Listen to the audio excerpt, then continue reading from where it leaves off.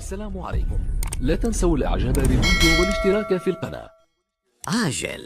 ملف كأس إفريقيا 2028 دخل مرحلته الحاسمة، وكل المؤشرات القادمة من داخل الاتحاد الإفريقي لكرة القدم تقود نحو اسم واحد يتقدم بثبات: المغرب.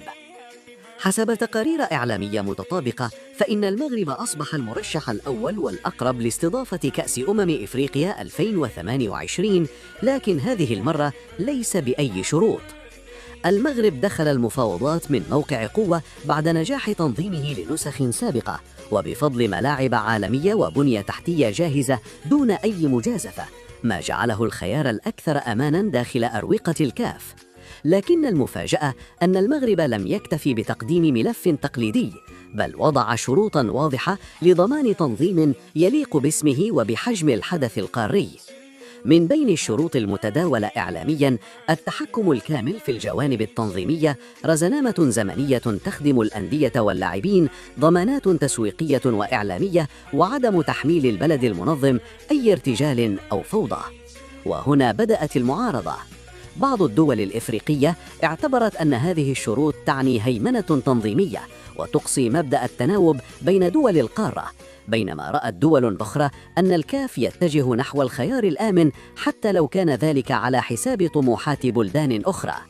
داخل اجتماعات الكاف سادت نقاشات حادة واعتراضات غير معلنة، مع محاولات أخيرة لطرح ملفات منافسة، لكن الواقع حسب نفس المصادر أن الفارق كبير بين ملف المغرب وبقية الملفات المطروحة.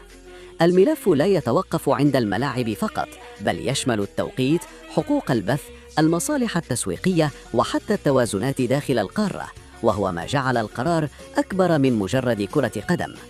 إلى حد الساعة لا يوجد إعلان رسمي، لكن في لغة الكواليس القرار شبه محسوم، والمغرب يستعد لتنظيم كأس إفريقيا 2028 وفق رؤيته وشروطه.